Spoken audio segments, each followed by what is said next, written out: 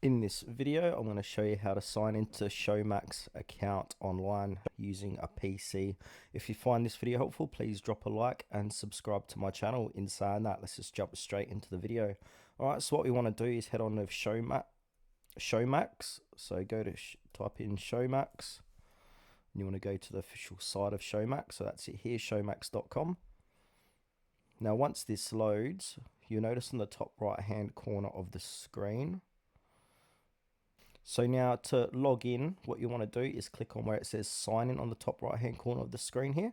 But because I'm in Australia, I can't sign in. So you got to be in one of the 44 African markets that Showmax currently operates in.